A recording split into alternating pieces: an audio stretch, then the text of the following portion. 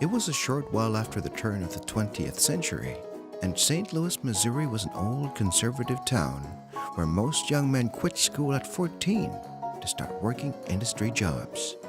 At the time, most men did not stand a chance to become even a minor clerk before the age of 35, and for the most part, people were content with the small dreams offered by the small-town industrial life. But not Henry Giesenbier Jr., the son of a German-born waiter. He himself had to quit school after the 8th grade, but he did not let that get in the way of his education. He read voraciously, and he thought about what he read. Henry, or Hi to his friends, felt that there was a need to change the status quo, to change the way of thinking.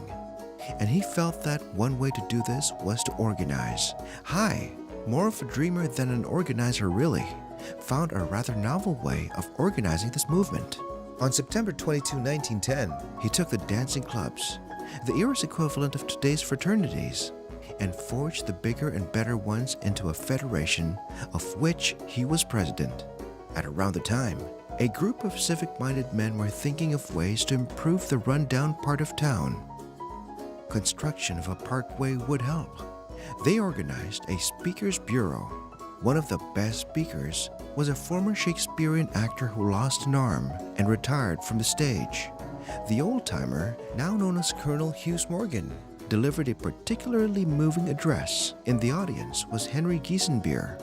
After the meeting, the young dreamer approached the old thespian and volunteered the support of the young men in the community. The colonel snapped him up immediately.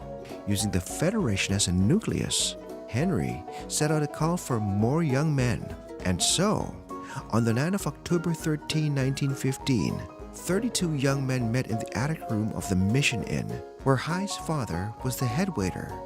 So they got the room for nothing. Enthusiasm swept the small room, and they agreed unanimously to form an organization. They chose the name Young Men's Progressive Civic Association. Giesenbier was elected president, and Andy Mungenast as secretary. Civic betterment was the goal of the association, and this meant action. Not discussion, but action. Enthusiasm spread. This was what the young men of St. Louis, without knowing it, had been looking for. Within 6 months, the YMPCA had a membership of 750. Then, Clarence Howard, benevolently termed Daddy by the YMPCA members, the millionaire president of a big steel company and president of the Businessmen's League of St. Louis, stepped in. He gave the group money out of his own pocket.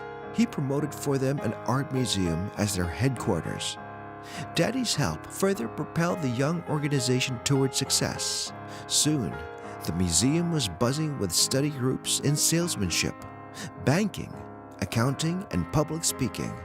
Membership was over 1,000, and Howard prevailed upon the YMPCA to change its name to Junior Citizens.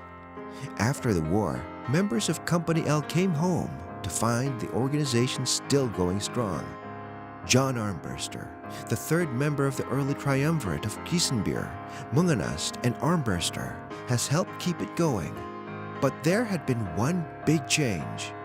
The Businessmen's League of St. Louis had become the St. Louis Chamber of Commerce, and Daddy Howard, still its president, had wanted the Junior Citizens to change their name again. Out of this came a new name, the Junior Chamber of Commerce.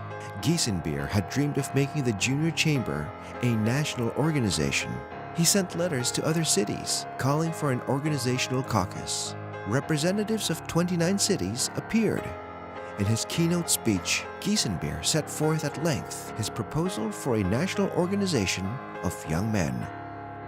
My fellow delegates, may I say that in your hands lies the destiny of a great organization.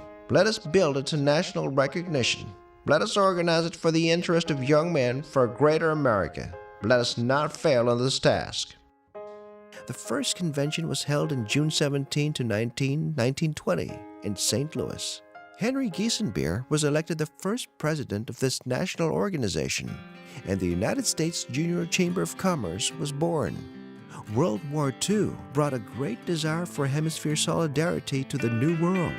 An Inter-American Congress was held in Mexico City, and there, on December 11, 1944, Junior Chamber International was officially born with Raul Garcia Vidal of Mexico elected as JCI's first world president. After the organization meeting, the first real JCI World Congress was held in Panama City in February 1946 after World War II had come to a close. There probably has been no Congress like it since, for the delegates of the host city picked up the tab for everything. JCI grew slowly over the next few years. In 1947, the seeds of the JCI movement in Asia were planted in December of 1947 when 16 Filipinos, led by Artemio Vergel de Dios, set up the Manila Junior Chamber of Commerce with Ramon del Rosario as its charter president. Today, with more than 200,000 active members, 5,000 local organizations, 100 national organizations, and one noble mission, JCI has quickly evolved to become the greatest global network of young, active citizens the world has ever seen. Today, as the organization commemorates 100 years of positive change, JCI members continue to embrace new ideas, collaboration, and diversity as they look forward to another 100 years of addressing the critical challenges of our time.